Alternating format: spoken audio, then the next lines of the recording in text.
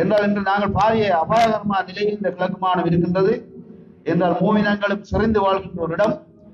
நாங்கள் ஒற்றுமையாக செயற்படாவிட்டால் நிச்சயமாக நாங்கள் ஒரு தமிழ் முதலமைச்சரை எங்களால் உருவாக்க முடியாது.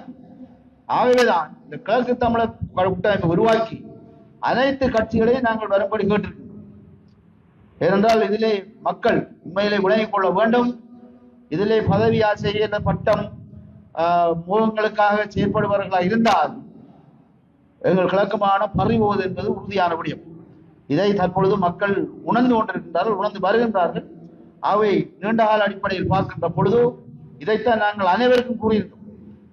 ஆரம்பத்திலே கூறியிருந்தோம், நாங்கள் தமிழ் தேசிய கூட்டமைப்பும் இணைந்து கொள்ளுங்கள் என்றால் இந்த முறை இந்த வெற்றி பெற்ற வேட்பாளர்கள் எல்லாம் ஒன்றாக இணைந்தால் 12 சபையில தமிழர்களாகி நாங்கள் ஆட்சி அமைக்க முடியும். இதற்கு நாங்கள் அழைப்பு விடுத்திருக்கின்றோம். இதை வெளிப்படையாக எங்களுடைய பொதுச் செயலாளர் திருசாந்தன் அவர்களும் வெளிப்படையாக கூறியிருந்தார். அதே போன்று அரசாங்கம் அழைப்பு விடுத்திருக்கின்றது. அவை யார் முன்வருகின்றார்களோ எங்களுக்கு சாதகமான விதத்தில் அந்த பேச்சுவார்த்தைகளை நடத்தி நாங்கள் அந்த ஆட்சி அமைப்பதற்கு நாங்கள் உதவி செய்வோம். அதில் மாற்று கருத்துக்கு இடமில்லை. அவை இதை தமிழ் மக்கள், கிழக்குமான தமிழ் மக்கள் புரிந்து கொள்ள வேண்டும். என்றால் வடமாநிலத்தை எடுத்துக்கொண்டால் இன்று ஆட்சி அமைப்பதற்காக எதிரும் புதிருமாக இருந்தவர்கள் எல்லாம் சந்திக்கின்றார்கள். கயேந்திர பொன்னம்பலம் அவர்களே சந்திச்சு கதைச்சிருக்காங்க தமிழ் தேசிய கூட்டமைப்பு சைக்கிள்காரர்கள். அங்கே டக்ளஸ் தேவானந்த் அவர்களே பதில் தலைவர் சிவஞானம் ஐயா போய் சந்திச்சு கதைச்சிருக்காங்க. அதுக்கு பல விமர்சனம் நடக்குது. அதை சந்தித்தாங்க, இதை சந்தித்தாங்க.